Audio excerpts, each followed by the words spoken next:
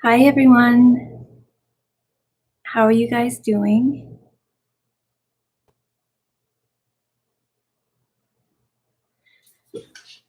How's everyone doing with the mental fast?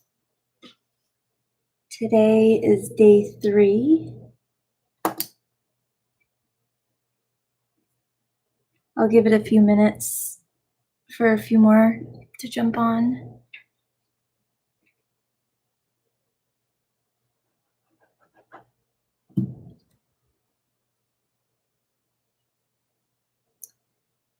I've been feeling pretty good with the mental fast so far. I noticed a couple things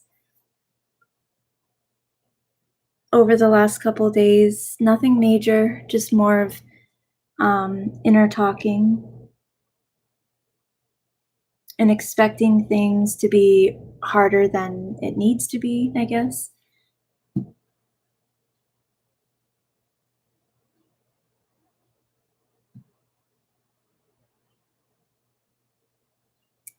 Going better than day 1 and day 2. Good.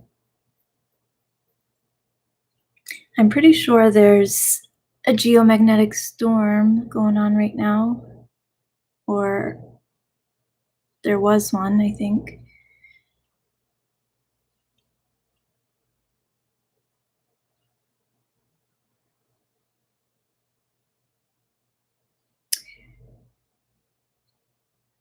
I had a few people ask about visualization, so I just wanted to share really quick some tips in case it's helpful.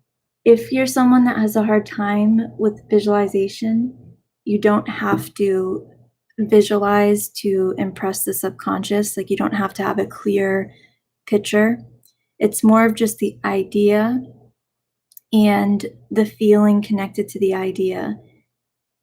So if you can come up with a word, an idea in your mind of what you're wanting to create, or even like what your ideal life would look like, your future self, you don't have to see it completely in your mind's eye. You don't have to have it really clear and vivid in your imagination if that's something that you have a hard time with. It's just having the idea of it and contemplating on the idea and reflecting on that and developing the feeling of that. And sometimes you can develop that feeling through using music or through looking at pictures that represent the kind of lifestyle or the changes that you want. As long as you're not comparing yourself in a negative way to what you're seeing with like pictures and things like that. So try and keep it general and not specifically attached to anyone else. That way you can associate yourself with the image, the general picture. And if you're someone that enjoys visualizing and you feel like you're getting better at it, or it's something that you're good at and you enjoy, then just visualizing the picture, a small scene of the end result of what you're wanting to manifest. And then you'll start adding more detail into it naturally.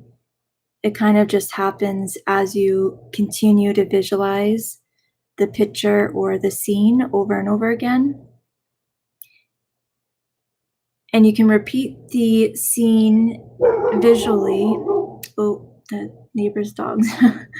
You can repeat the scene visually every day until you feel like you don't need to. And there should be a feeling of like it's already done, like you don't really have to worry about it.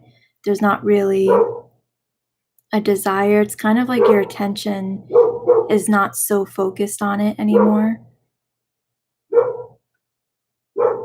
Oh, there's an error in the video. Let me see. Let me know if you guys can hear okay.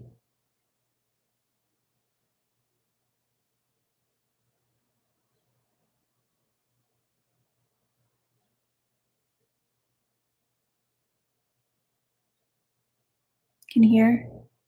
Good. All right.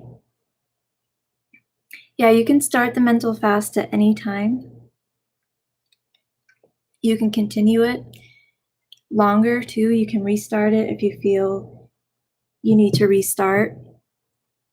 You can redo the mental fast at any time. All this stuff will be up.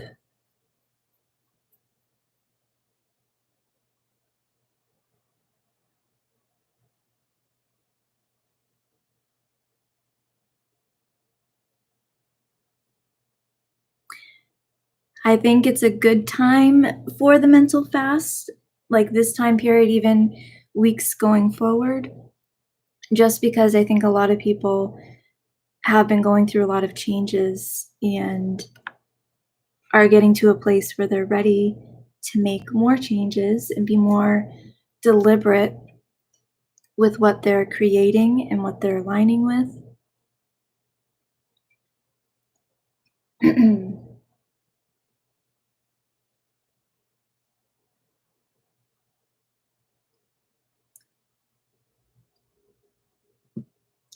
So hopefully my neighbor's dog does not start barking throughout the meditation. I didn't even think of that.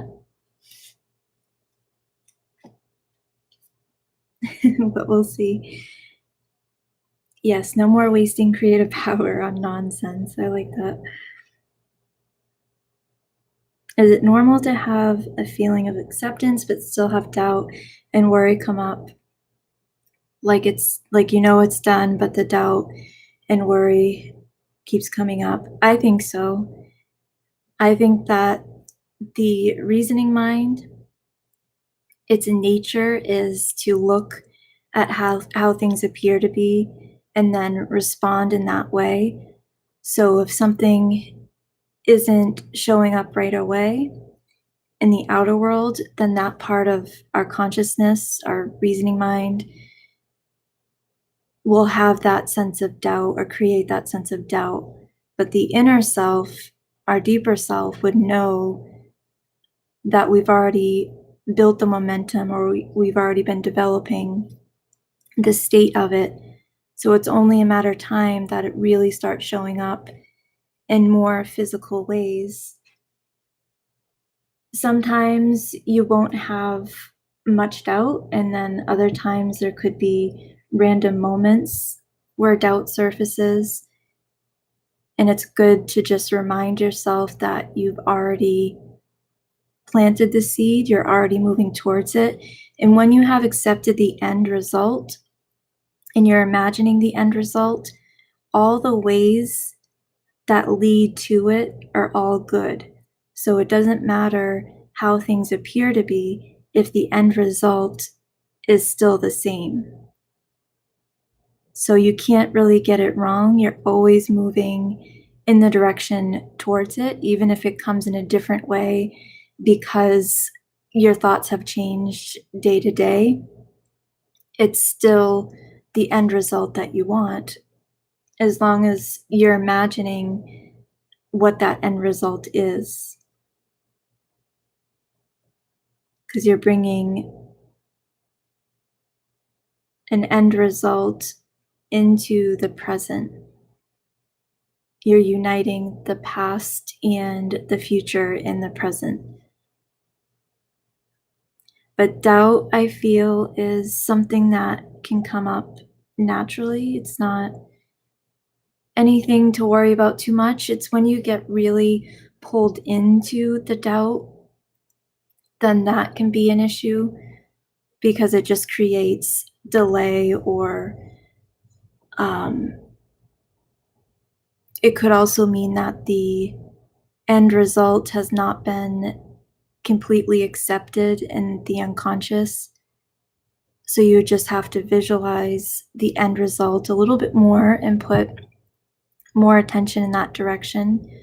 So then you can develop the sensation internally and the feeling of it and be projecting that vibration. And the more you're putting your attention in that direction, you'll be radiating that vibration naturally. But I've manifested different things, and up until the point that it manifested, there were definitely moments of doubt. So I feel like that's just something that happens sometimes.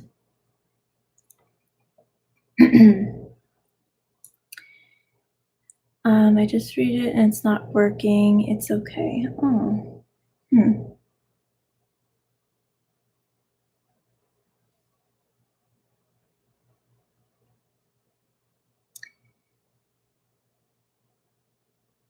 As long as you can hear the video, we're just doing a meditation, then that's all that really matters. And if not, then you could go back, like shut down Patreon, shut down YouTube, or however you're viewing this, and then log back in.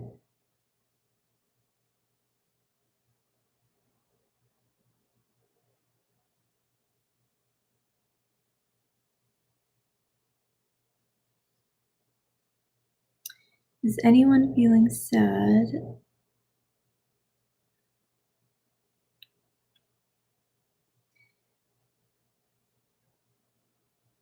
Well, we are in a sea of all the collective thoughts, emotions, and sensations. So we're definitely going to pick up on things sometimes.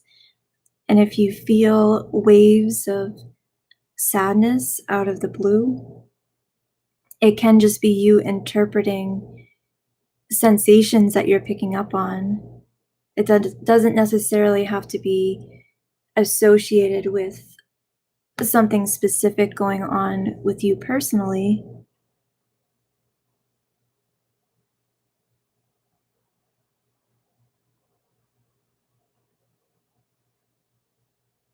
Sometimes it can also be a feeling of like anxiety because there's a shift in our identity and what we're associating with, like how we see ourselves, how we view ourselves. It's kind of like birthing into a new version of ourselves. So we have to let go of what we're attached to. And that can be a feeling of sadness or loss sometimes.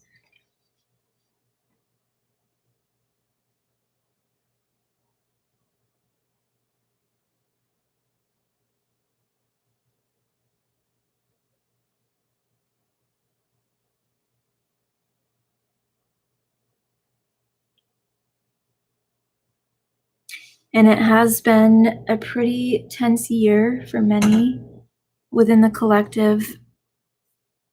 And this has been building for quite some time, just everything that's manifested over the last year specifically has been building because of how we've been thinking, reacting, feeling as a collective. So there's definitely a lot of different energies that we're interacting with all of the time.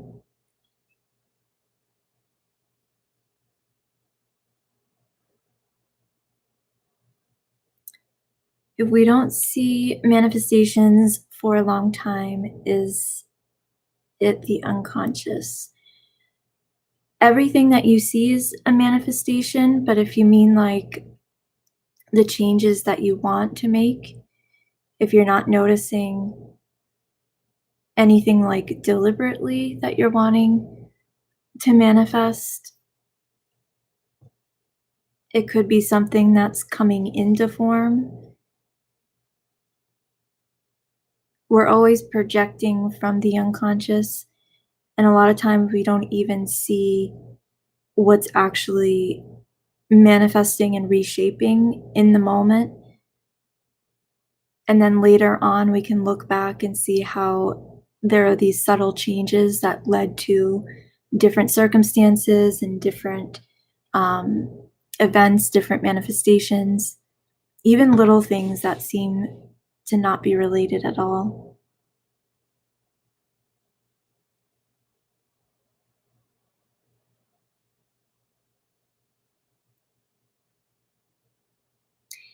Oh, good. As long as you can listen to it, that's all that matters. All I have on the screen is just a candle.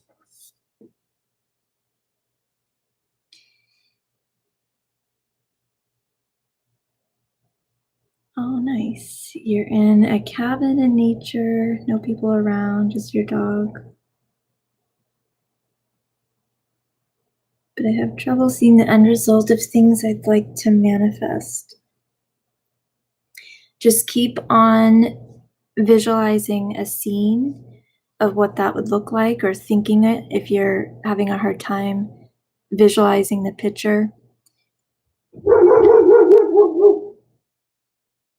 And that will, in time, build a sensation, and you'll start to see the image more clearly, or you'll start to feel the state.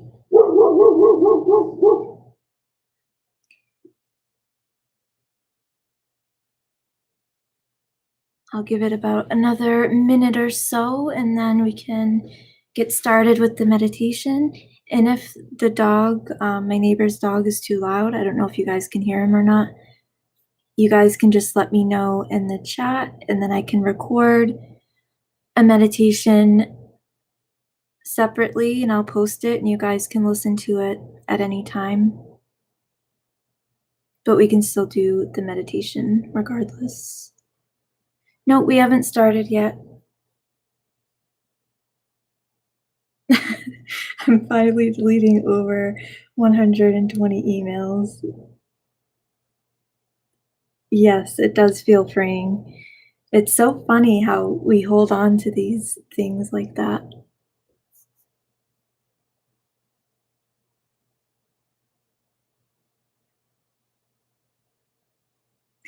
I've been doing that a lot with different things that I've been wanting to get rid of, but for some reason I've held on to.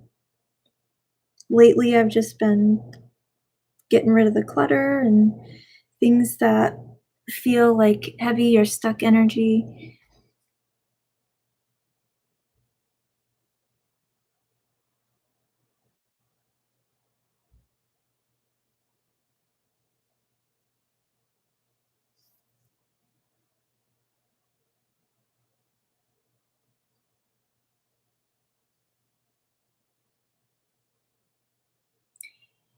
Yeah, I think sometimes we can feel a sense of sadness when we're releasing our past way of being, because there is part of us that has an attachment to that version of ourselves. And then there's also a part of us that's fearing the change and fearing the future, fearing the uncertainty of things. So there is this dynamic of expansion and contraction happening all of the time because of the nature of spirit and the physical, the opposing energies. So sometimes we'll feel that interaction or that shifting of states from within.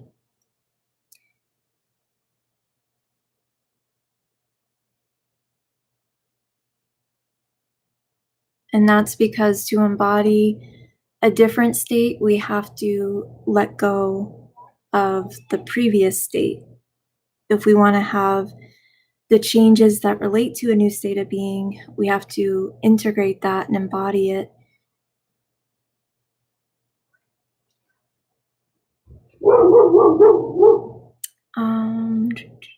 When you start uniting the idea and feeling, can it just be a general feeling? Like when I visualize, I just feel expanded and good. Yes, a general feeling is fine.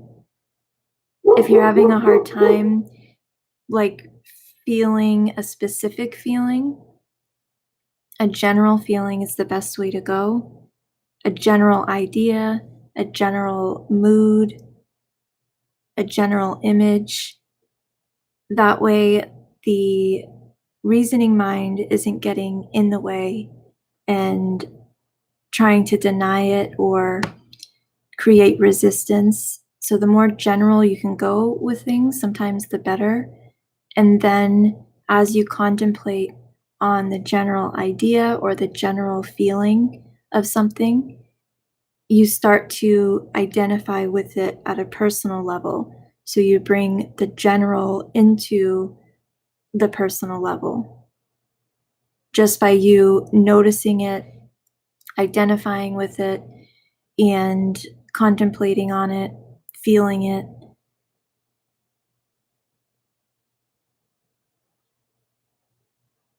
The unconscious sensation, it's usually not even something, it's just feeling, mood, vibration. It's the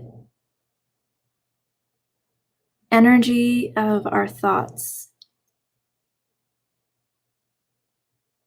I guess an example would be if you just have a feeling about something, um, like an intuitive feeling, that would be an unconscious sensation or vibration that you're picking up on. And there are infinite vibrations, infinite frequencies, infinite vibrations. And we're just interpreting all these different ideas that we're mixing together. And the more that we're contemplating specific ideas, they start to develop as a specific feeling that we can identify. And then that feeling over time can become a general state of being, like a mood that we're usually in. So, say you're in a mood that's not where you would want it to be, like you feel pretty down. Over time, by contemplating on higher thoughts, you begin to develop the vibration connected to the thought and the image and the feeling, and then that becomes a mood over time. So that's what the sensation is. It's in the unconscious and it's surfacing into our awareness. It's an interpretation of vibration, which is desires and ideas, things that we're imagining, things that we're reacting to. Another example of this is if you see something in your environment and you identify with that specific thing in a negative way or a positive way, your unconscious will naturally interpret the sensation or the vibration, and then you'll feel a certain way about it. And you may not even be completely aware of it. You just notice that you either like something or you don't like something.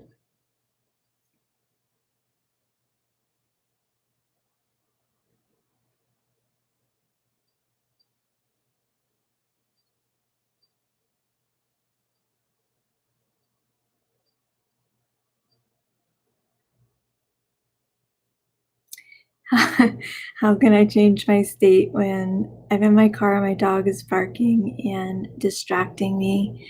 Um, Before you even get into the car, imagine that there is no barking and he's just happy and the car ride is going good. So try and shift your expectation. Like, I should have thought about the timing of this because I would have intentionally imagined that my neighbor's dog wouldn't be barking like days before. I can still do it now, but it's just when you do this ahead of time, then that can create better changes. So before you even get into the car,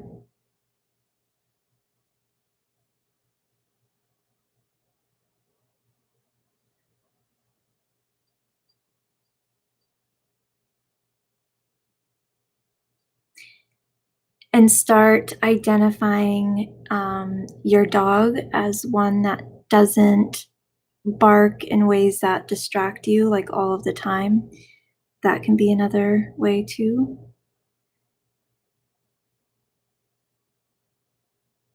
How can we work through impatience? I have times of anticipation, excitement because I know what I've been intending is manifesting. I think just maintaining that energy of knowing the best that you can and taking an interest in something. Sometimes that means letting go of focusing on the specific thing, especially if you know that you've already been doing that enough and you know that it's done. Then just focusing on something that you're interested in, taking time to do things that you feel good about, things that put you in a good energy, a good mood. Because it's not necessarily needing to stay focused on the one specific thing all of the time. It's more of just maintaining alignment within yourself and your vibration, and then acknowledging where you're wanting to direct your attention throughout the day so you're not going in the opposite direction. So being mindful. But when it comes to impatience, just finding something that you can take an interest in, do things that you feel enjoyment with, that you feel good about as much as you can.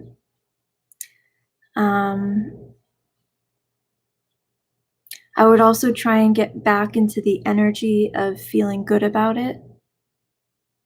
So if you start feeling impatient, get back into some scene or image, feeling that you can create related to the thing as already done. Because what will happen is you'll start feeling that so much internally that it won't even really matter if it wasn't showing up physically. Like, that's the way it would feel almost. It's like you've already experienced it, so it wouldn't even matter if it didn't show up. I hope that makes sense. So it's generating that feeling within and embodying the state enough where you get to a point where it's almost as if it wouldn't completely matter if it didn't even manifest at all. Even though it will, it's just that's the mindset.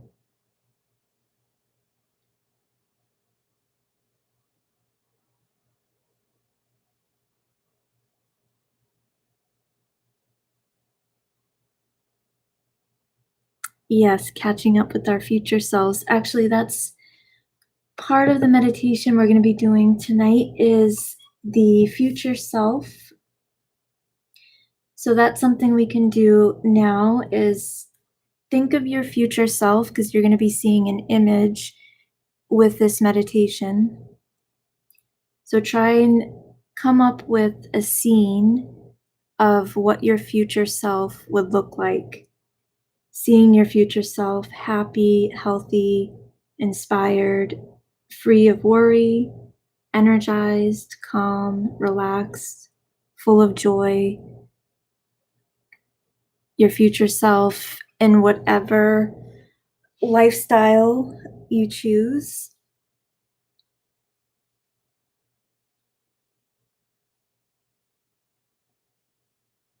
And try and come up with just a short image, a short scene, like a picture of your future self, embodying all that you would want to experience.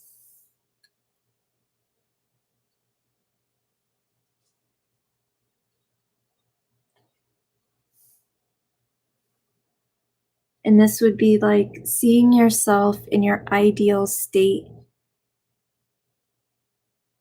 how you would want to feel, how you would want to look, what you would want to be experiencing and embodying, and what that would look like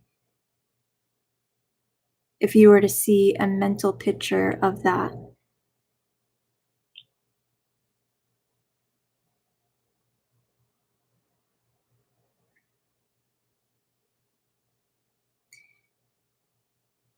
some things that we are uncomfortable with, like ill health.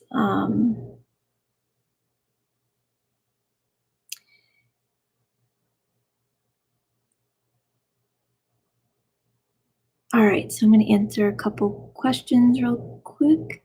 Can I be visualizing both longer term manifestations and more current short term manifestation? Yes, I do. I see a long term picture, and then I also see like my day ahead or my week ahead.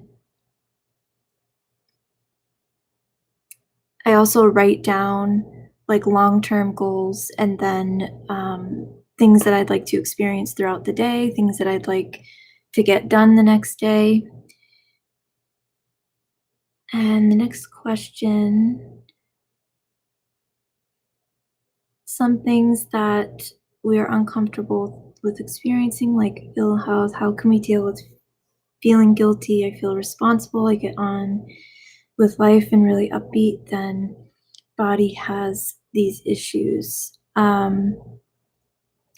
I would think about your concept of self if you're noticing a pattern and seeing if there's some lack of belief in yourself or if there's any deeper belief that's causing you to have these like ups and downs where you're feeling really good and then something shows up, trying to see why it would show up. Like, are you expecting it? Is there a deeper belief of opposition or just assuming that things can't be good all of the time? I think that we all do that anyways, but sometimes we can do that too often where we just kind of expect things to not be able to be good all of the time. And then another thing, see if there's anything or anyone that you need to forgive.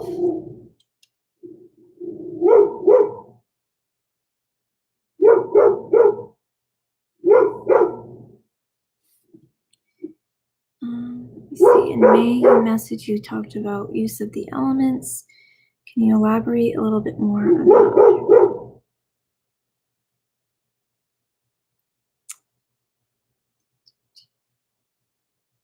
So the elements are already within us. And when we're bringing an idea into form, the creative process is taking place within us. So the idea is turning into like different pressures, different arrangements in order to come into form. So all of the elements are already manifesting through us, or the ideas going through like a level of different levels of a creative process from within and becoming all of these elements. But you can also see it as like desire or emotion, water, using the sense of touch, the inner sense of touch for earth. Mind would be the idea, air. I'm not sure if that's what you meant.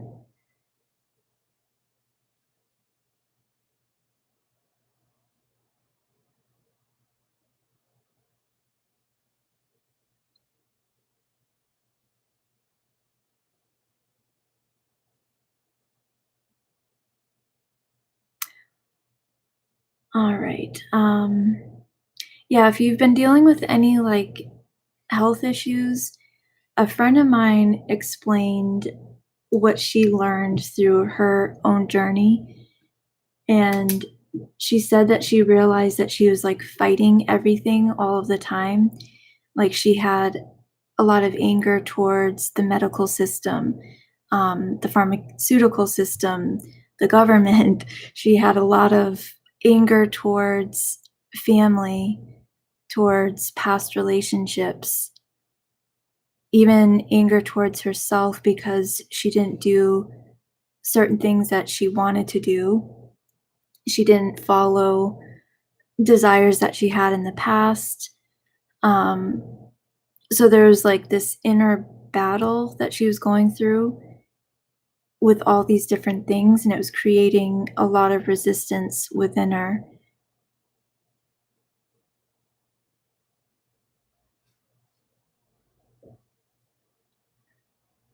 So a lot of um, health issues can be related to needing to forgive, needing to let go of like the resistance.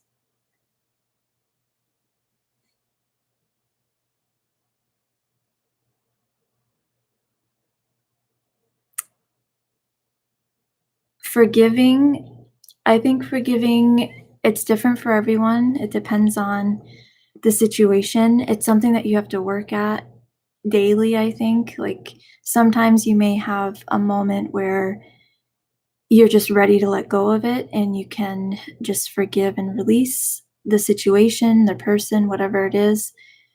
But if there's something that's just been lingering, I would take at least 5 or 10 minutes every day and just focus on forgiving the specific person, even writing down names or forgiving yourself with certain things and like writing it down, forgiving situations, whatever it is, and just repeating that you're letting it go and you forgive.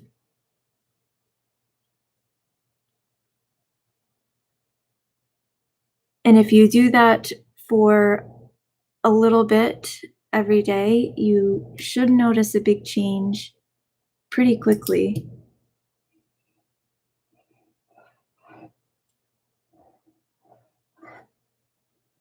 A good practice is to forgive everyone and everything each day, no matter what. Even if you didn't really have a busy day, you didn't really interact with anyone, just forgive and let it go.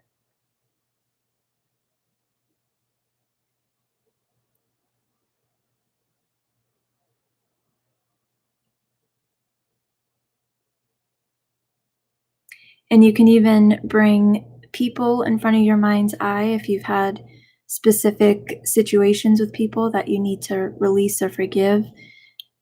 You can see the person in your mind's eye and have a conversation with them in your imagination and try to see them differently. Try to see them as not an enemy and let them know that you forgive them and you let them go. Things like that, practices like that can be helpful. And if it's something within yourself, then you can have a conversation with yourself. You can see your own self in your mind's eye or even in the mirror and just, or you can even close your eyes and just talk to yourself quietly.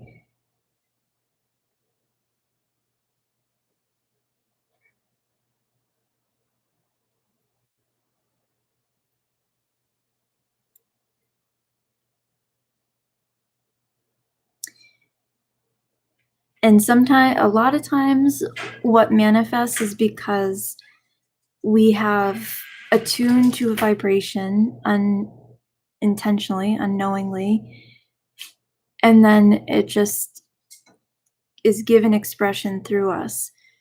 So if someone reads something really horrible in the newspaper or watches a really horrific scene and it creates a ton of emotion within, that can create some kind of unwanted situation.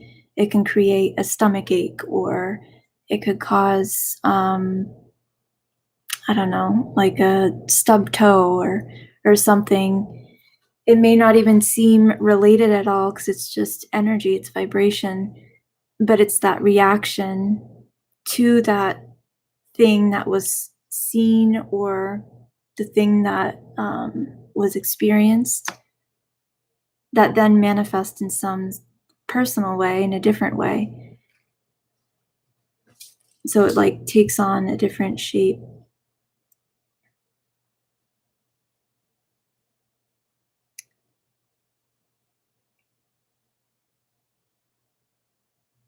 right, so I figured we could get started on the meditation. And again, if my neighbor's dog does bark, I will record this meditation over again and I'll post it on Patreon for anyone to listen to.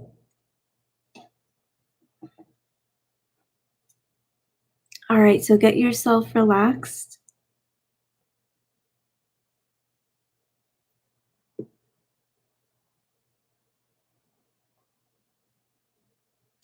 Get yourself comfortable. And we'll do a body scan.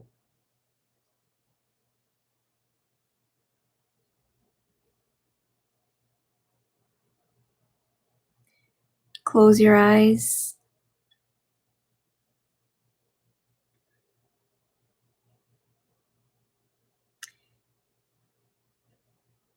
And imagine that all the tension in your body is flowing down to your feet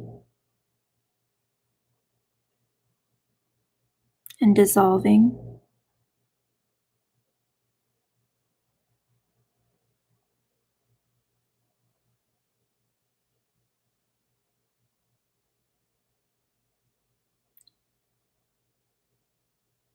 If you're holding tension anywhere in a specific part of your body,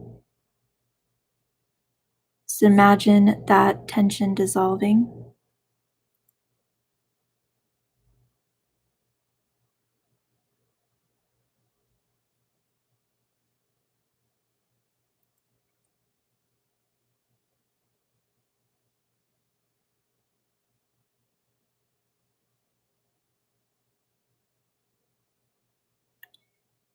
So now we're going to start at the top of the head and just work our way down to the feet. Just imagine a golden light coming down through the top of the head,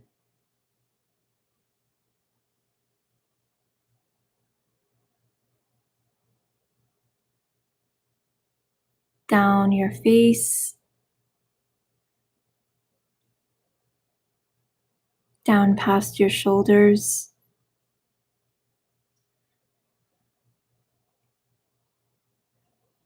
down both arms, your hands,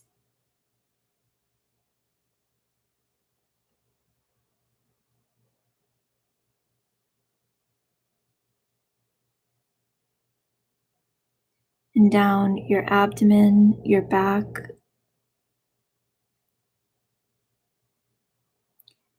and see the golden light going down both legs, down to both of your feet.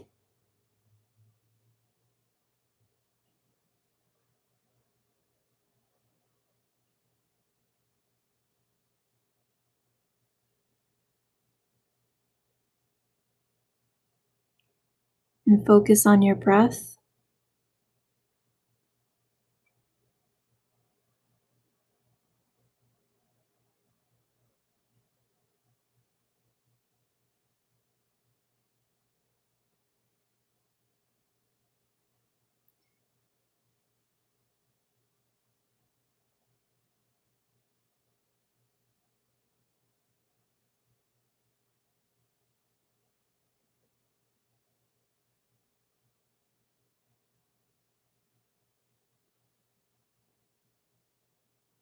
As you breathe, imagine that your body's getting more relaxed with each breath.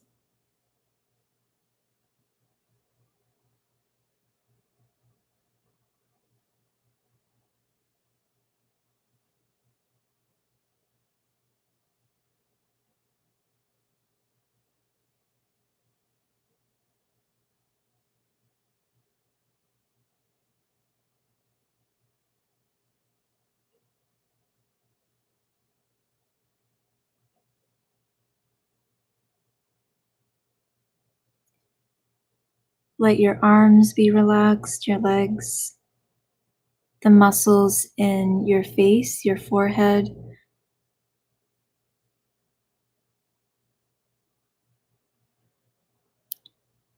dropping the shoulders down, relaxing the shoulders.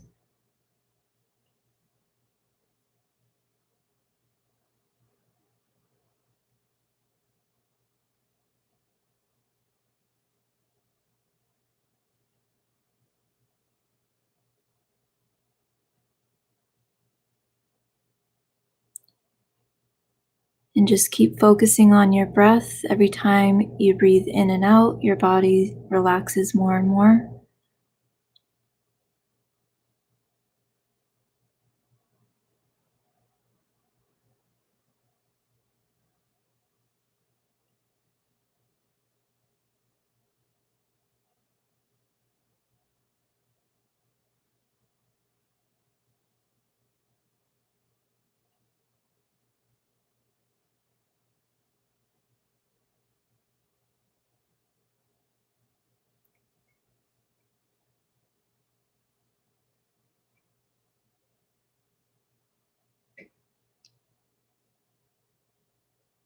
And now hold the image of your future self.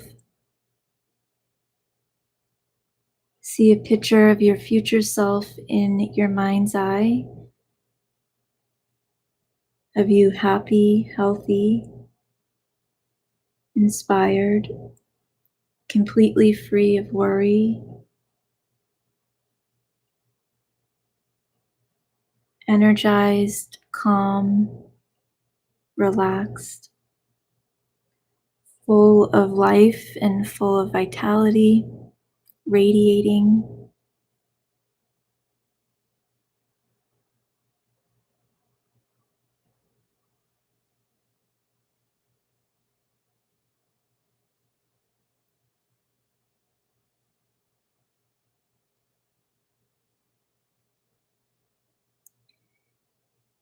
And try and get a clear mental picture of your future self.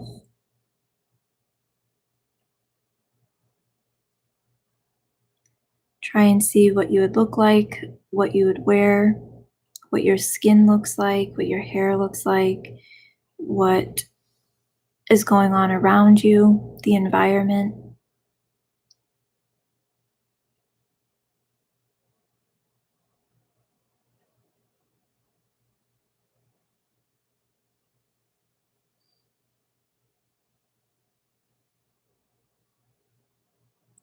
And focus on the energy that you feel, seeing your ideal future self.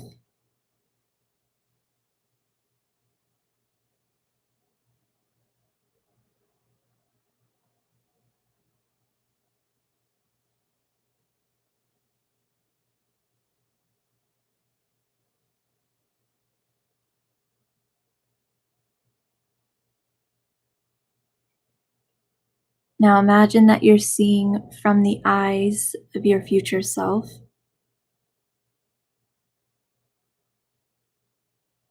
So now you're in the mental picture and you are your future self.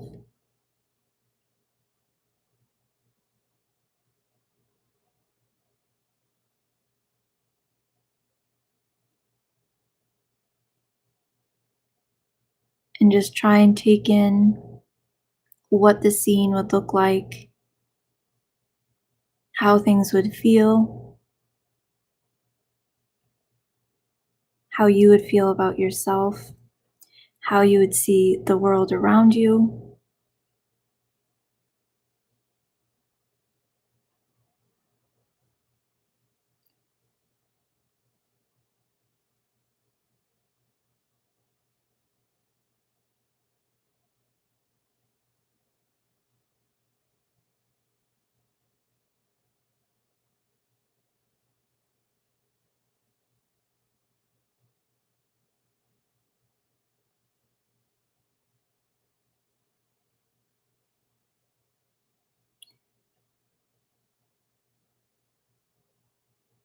And if you have a hard time seeing your future self, you specifically, you can imagine a scene that brings a sense of ease,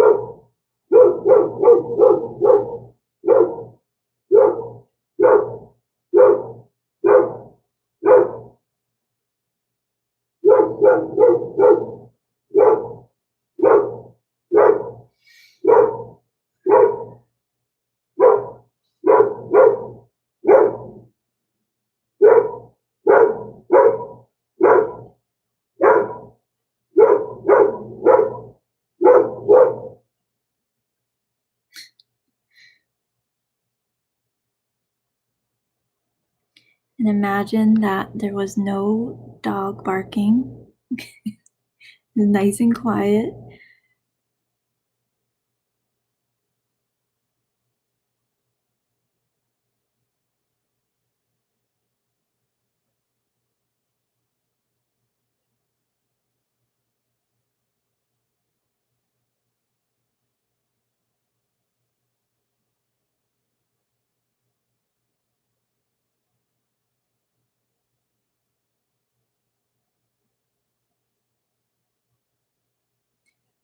So if you have a hard time visualizing your future self, an image of you can see an environment, you can see different images that you would want to associate yourself with or identify with.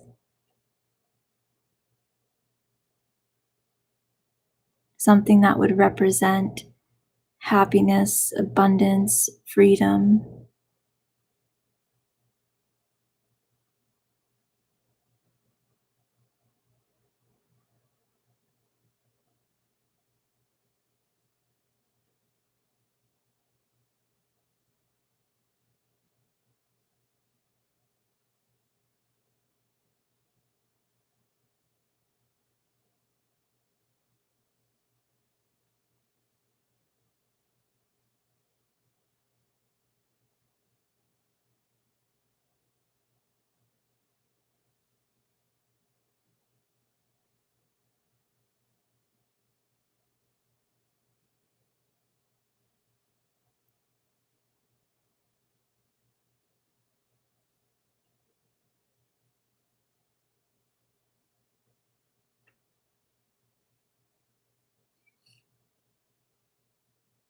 And now we're going to focus on gratitude. We'll do a gratitude focus.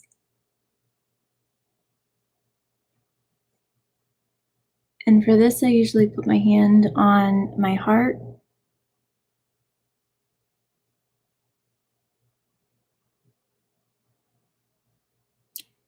And I just think about things that make me feel grateful, even if it's not something that I've experienced myself, things that I've seen, things that I've heard, um, some things that I've experienced, things that I would want to experience. Anything that would bring a sense of gratitude or thankfulness.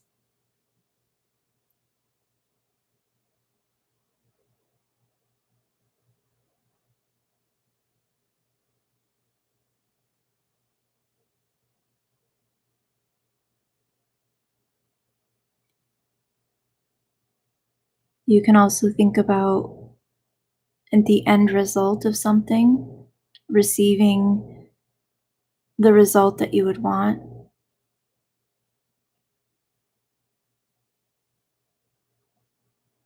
and feeling grateful and thankful, appreciative.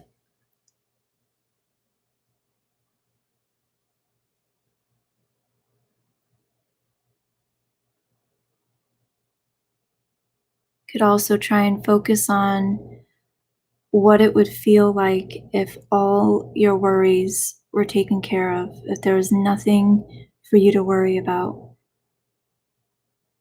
If whatever problems have been weighing on you, if you just found out that everything was all set, all taken care of, nothing for you to worry about, how would that feel? Like a sense of relief, satisfaction, gratitude.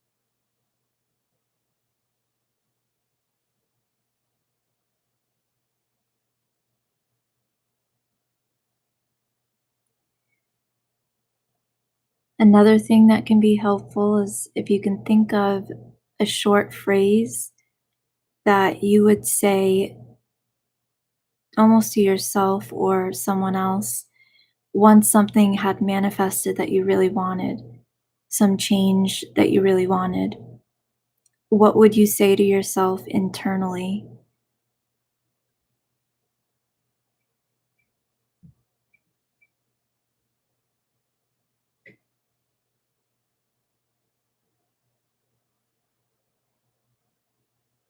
An example of this would be if someone received a gift that they really wanted and they were just saying, "Thank you, thank you, thank you.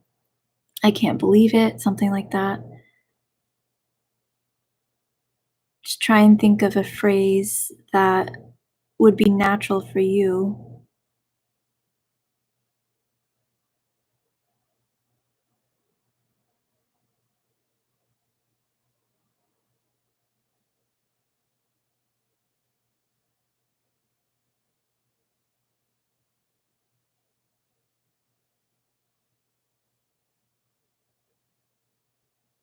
It could also be something like you speaking to yourself silently, saying, "I knew it," or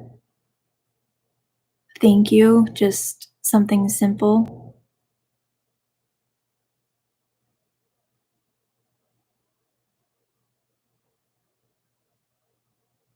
And this is just to help to create the feeling.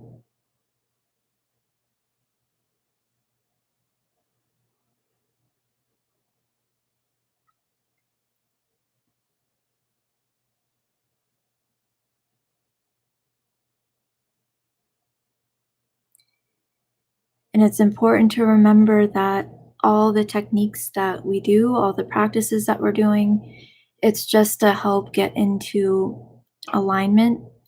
It's not what is causing the thing to happen, it's already done.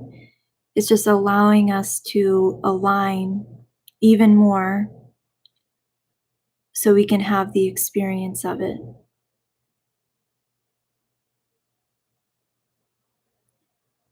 Once a desire is accepted through the thought, the image, the idea, the feeling, then it's projected immediately. And we begin to radiate that vibration and attract everything that's projected through us. So it's not us needing to figure anything out or figure out the steps because the steps are unconsciously projected through you. You're projecting a sequence forward in time, and the sense body's spinning backwards. And this is creating the illusion of attraction, like things coming towards you and you moving towards it. It also creates the illusion of time as past and future and the experience in the now moment. So it's always now, but this interactivity and this projecting and exchanging of conditions, exchanging of ideas and states is allowing us to have the experience of what we call time and sequence and one thing after another. So it's already done, and you're projecting it forward, and the projection forward includes all of the steps towards it because it's yourself that it's coming from within yourself. And it's just the momentum of the spin of your own field and the angle of the objective self, the objective mind, that's causing it to appear as if it's something independent that's coming to you from the outside. I hope that makes sense.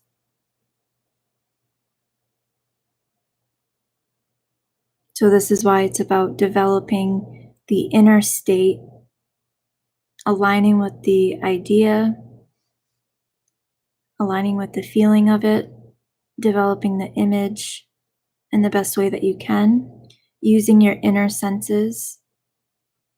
If you have a hard time seeing images clearly, just doing your best and using the inner senses in whatever way that you can.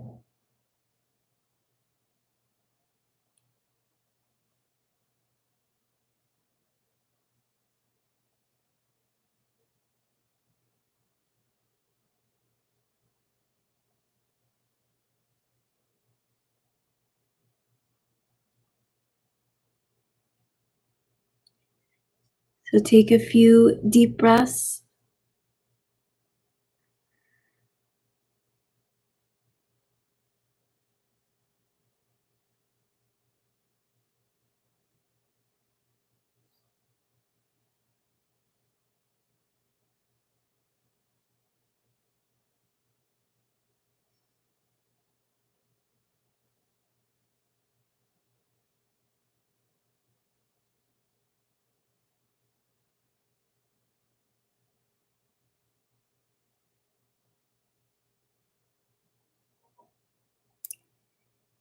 And that's it. I may record another meditation and put like music in the background. That way there's no distractions.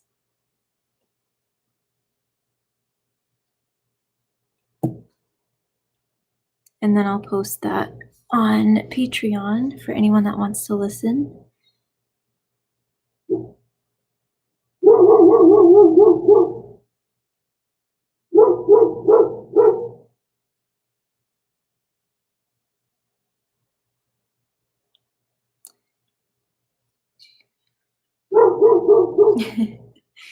Yeah, the dog just wants to be heard. I think it's because he's inside most of the time. So the times that he gets to go out, he like just wants the world to hear him.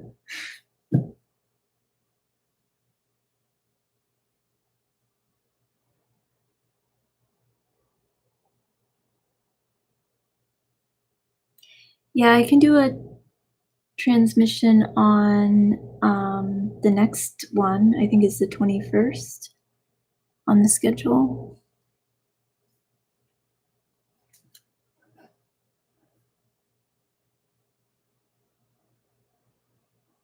And I'll record in a different area of the house where it won't be loud or any distractions.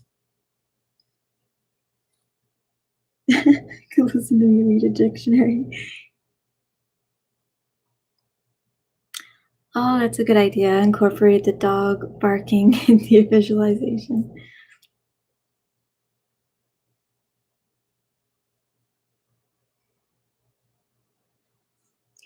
If you have any kind of doubt that comes up, you can program a word or a phrase to use.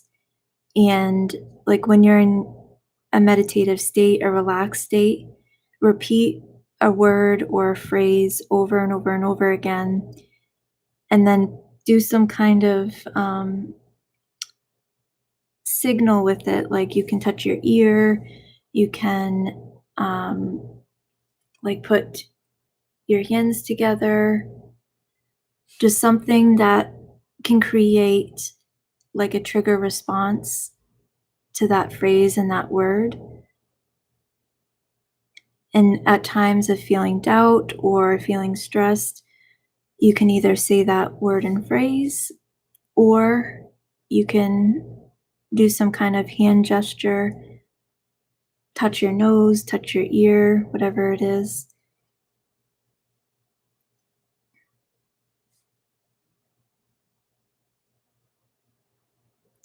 How can we manifest being self-sufficient if we don't know what or how it looks?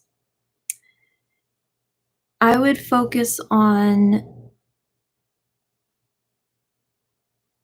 the idea of it in a general way.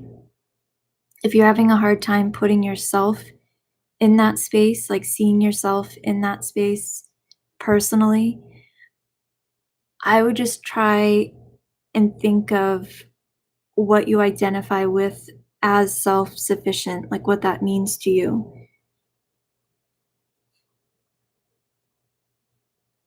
Because everyone has a different idea of what that is. And then start thinking about what that would look like for someone else that you would think would be self-sufficient, just to get a general idea. And building upon that. And you don't have to have like a specific image clearly in your mind. The desire is enough. The desire says it's done. So we're just learning to align with the desire, learning to accept the desire and kind of get out of our own way. So that's what a lot of these practices help us to do. But the desire means that it's already figured out.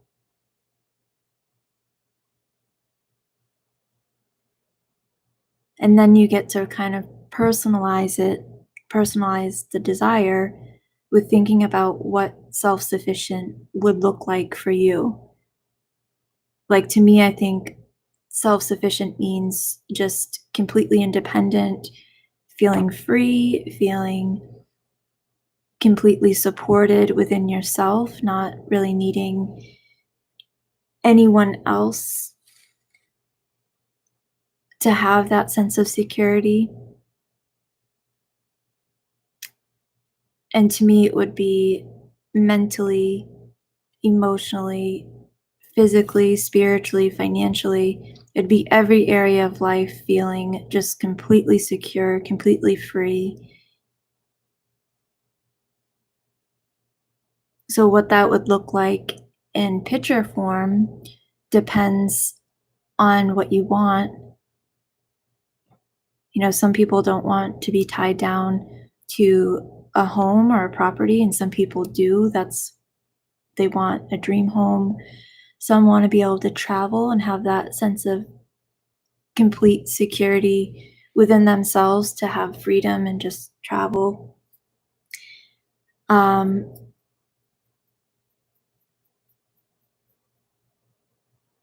So just coming up with ideas that represent self-sufficient.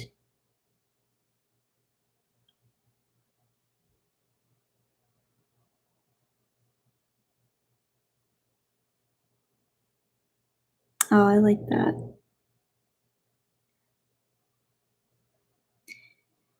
What does it mean if you start crying, imagining your ideal future self? It can mean gratitude, appreciation. It can also mean a release of resistance. It can mean you acknowledging your potential and just emotions being stirred up because of that.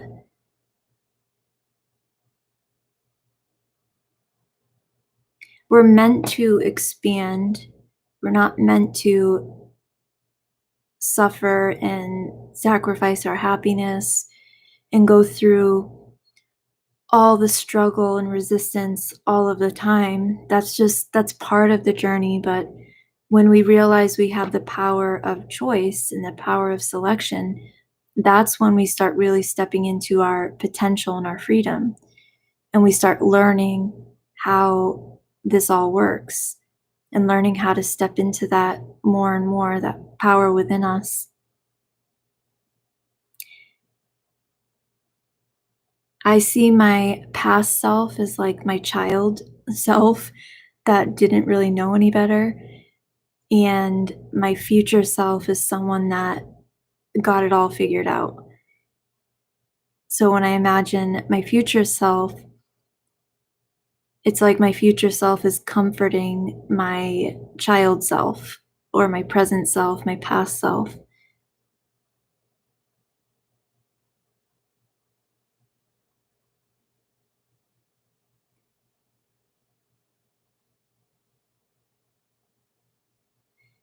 Yeah, I think a lot of us had thought that we had to struggle in order to feel like we're worthy of the abundance that we want or the life that we want. Like, if we don't work hard for it and go through all these difficult things, then we don't deserve it. It's almost like we're creating these rewards and all these struggles, not always intentionally, obviously, but um, the way that we can perceive things is like we have to go through difficulty to be able to have the good things that we want.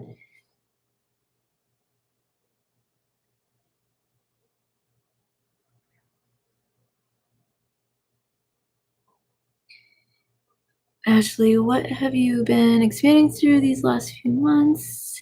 Your vibe has changed. I feel like changed quite some bits. Sharing.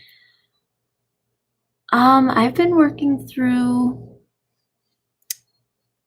accepting and just being more aligned and allowing, I guess.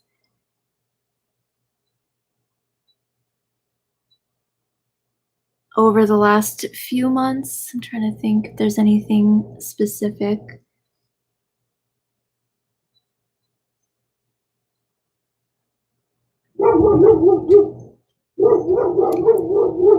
Um, I think worthiness is something I worked through a bit more of the last few months, and reminding myself that things don't have to be more difficult. Like, I don't have to make them more difficult. Things can be effortless and they can be easy. So that has changed a lot of things for me, I think. I feel good pretty much the majority of the time. So I feel like it's working.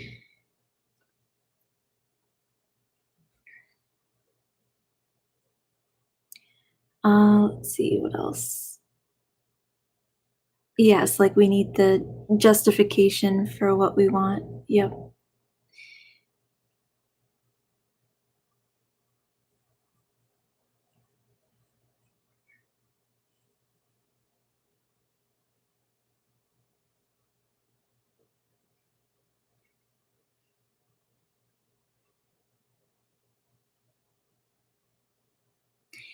Yeah, I think we're all figuring out how to be an individual and express ourselves fully and embody like our talents, our skills, our own gifts, things that are unique about us, and not feel bad about it, and like embrace all of ourselves and not try and like change ourselves to fit the standards of anything external or standards of the world.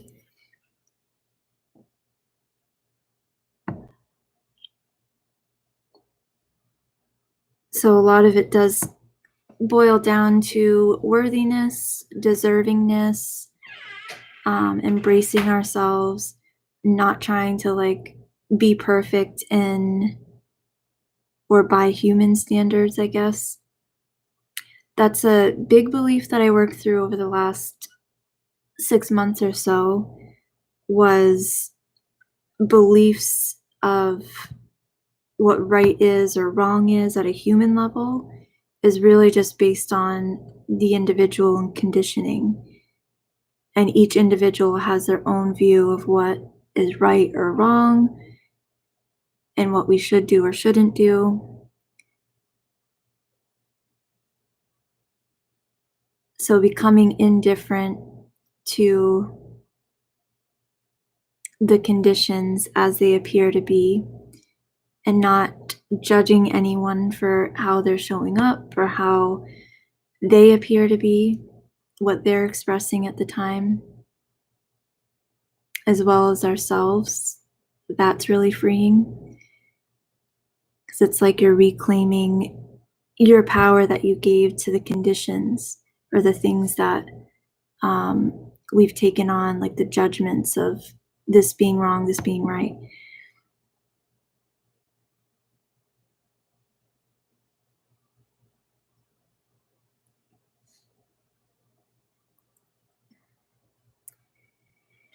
Yes, when you experience the resurrected body, it's basically experiencing the order that you came into form, like the idea of you, the unconditioned pure potential of you coming into form. So you go through that same creative process, but aware of it because it's coming into your conscious awareness. So it's this memory that returns, but you experience it at these different levels from within. And as you experience it at these different levels from within, you're experiencing how the creative process works, like these different levels of our being, and how one spirit or one force is pressurized at different levels and starts taking on these different arrangements and forms and shapes.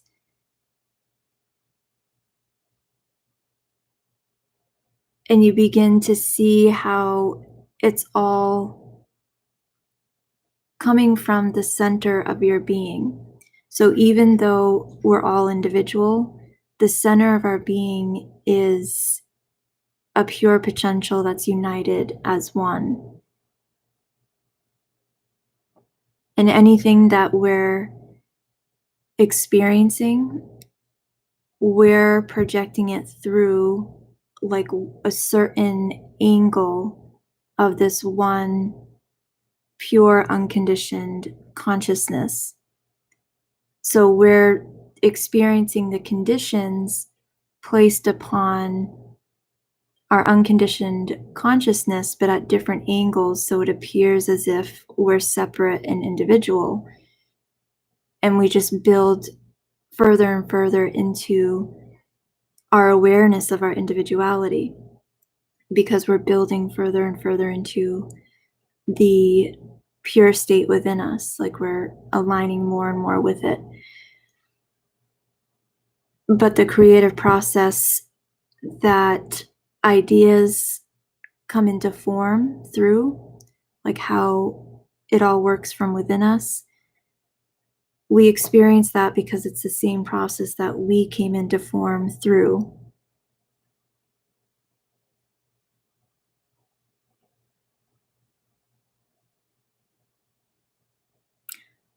Oh, good. My vibe seems higher understanding of unconditional love and happiness. Yeah, I feel really unbothered lately. I don't know. I care and I want people to feel good, but I don't feel like, I feel like I see past conditions more now than I did before.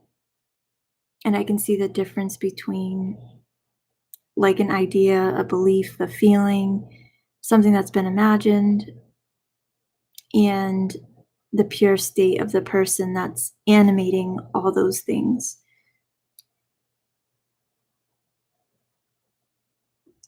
Um, let's see, I keep realizing I'm ready where I was heading, and I'm usually, it makes me laugh. It's simple.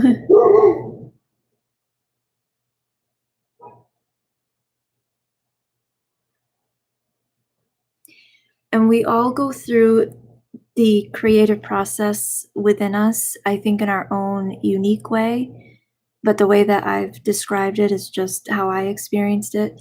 It could be interpreted in a different way for someone else.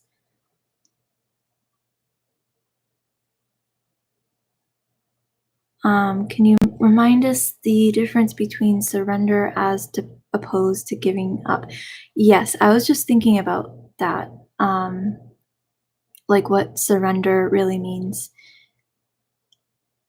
So surrender to me would be a non-resistance, but not in a passive way where you're just like taking on whatever, like whatever thought, whatever feeling, and not really guiding your mind or your feelings. Um, it would be deciding not to fight how things appear to be, deciding not to fuel opposing beliefs, like fueling lack or limitation. So surrender wouldn't be completely giving up, it would be giving up the perceived opposition, like giving up the energy that you're putting into the perceived opposition or the perceived limitation. So it's kind of like giving that problem up and surrendering the problem to the greater part of you. Not you giving up and not you not you surrendering as in you giving up, but you giving the limitation up, giving the problem up, becoming impersonal to it, not identifying with it as who you are, surrendering to a higher power to take care of it.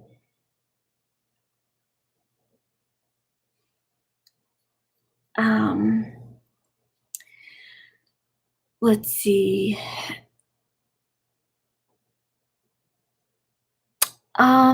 I think wherever you are is safe, like wherever you feel you're safe, you're safe.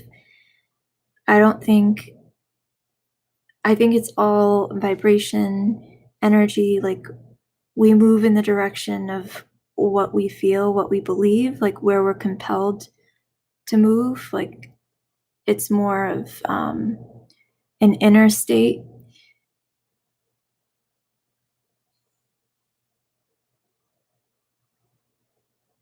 Like someone could move across the world because they think something bad's going to happen, it's unsafe, and they could be preparing for all these horrible things, and they could move to a location where they experience everything that they didn't want to experience, like everything that they were running from. So I think seeing the difference between inspired action, something that feels good, versus feeding beliefs that people aren't safe or you're not safe or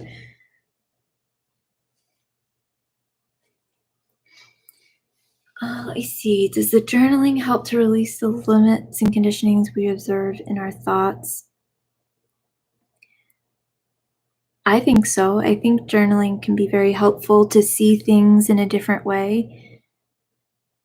If you like ask yourself a question, then you just start writing, you may see the answer as something different than you were expecting, like kind of not really thinking about it and just writing.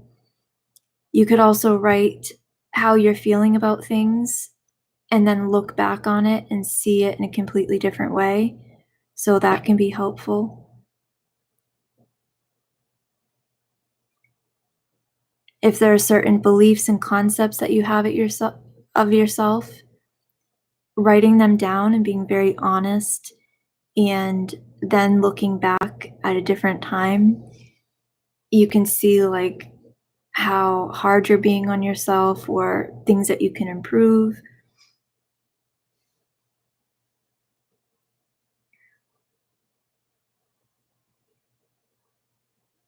Yeah, self-fulfilling prophecies. Sometimes we will like have a dream or a premonition about something.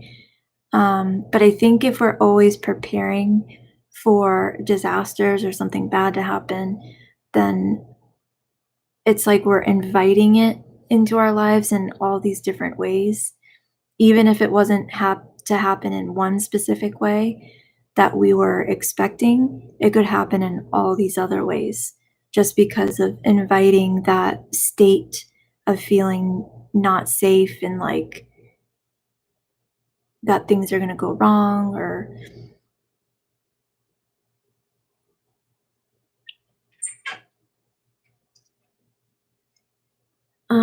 when the dog was loud, the middle of the meditation, I imagined a ball flying like and guided the ball behind them. That's funny. Yes, programming our experience for our future.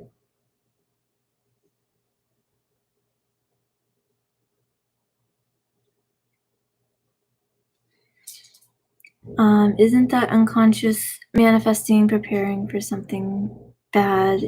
Yeah, I would think so. Because most people wouldn't intentionally do that if they knew, because a lot of it is just misunderstanding, like thinking that, um, just not really realizing how things work, I guess.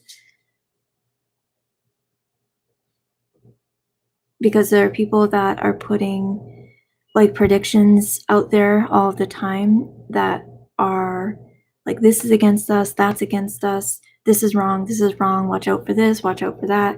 And they're doing it from a place of thinking that they're helping and wanting other people to be aware. So in a way, it's like to them, their intention is pure and their heart is in the right place, but it's all coming from a deeper belief of not being safe and like not being supported and having all these things against us and opposing us and limiting us. So it is an unconscious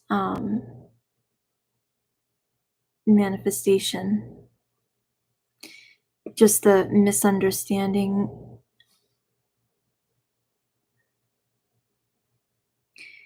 How do you handle the crisis type stories in the media? Um,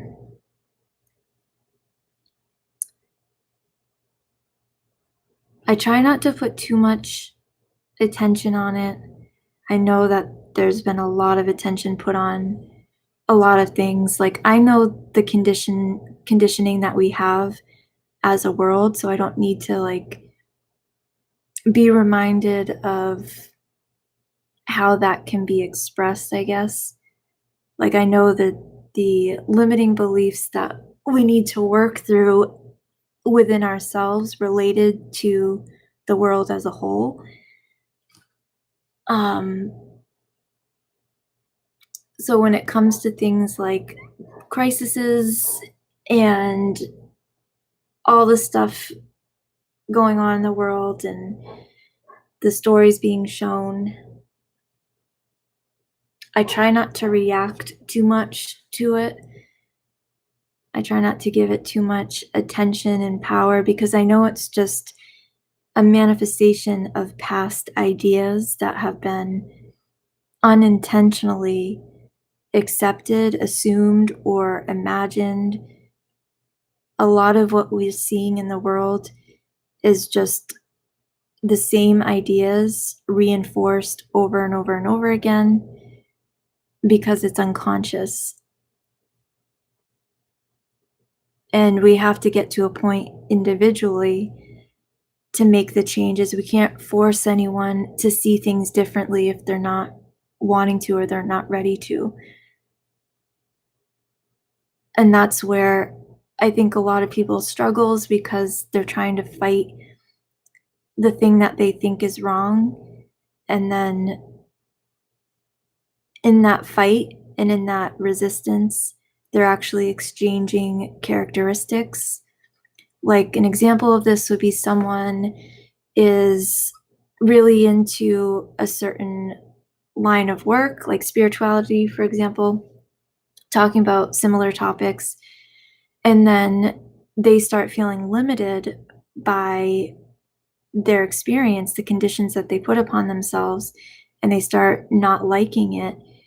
So then they go in a completely different direction, and then they fight against the conditions of the state that they were just in. And they focus their time and energy of telling people how bad that whole state is because they were in it and they did it. So it's like this exchanging of conditions. And until we can see beyond the conditions, we just keep doing that in different ways. Until we can see that it's not something outside of us, and it's just how we're conditioning our consciousness,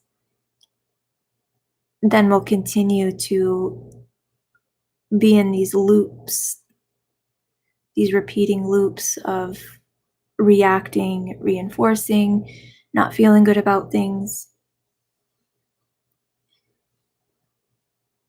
And there's more good happening in the world than negative, I think.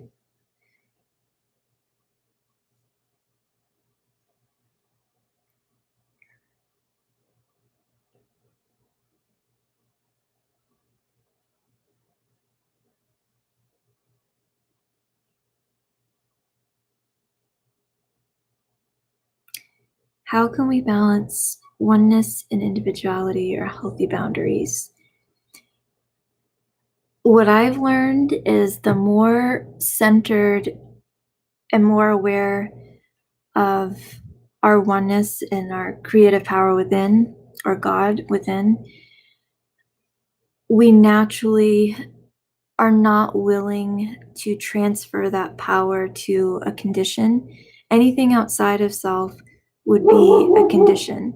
So it's like we become impersonal and indifferent to situations, circumstances, and how things appear to be. And that allows us to act from a loving place of not judging the person or the situation, not holding them in judgment, and continuing to develop our individuality. So it's being impersonal or indifferent to the situation, if that makes sense. All right, guys, so I think I'm gonna sign off here, but I will be doing another meditation on the 21st.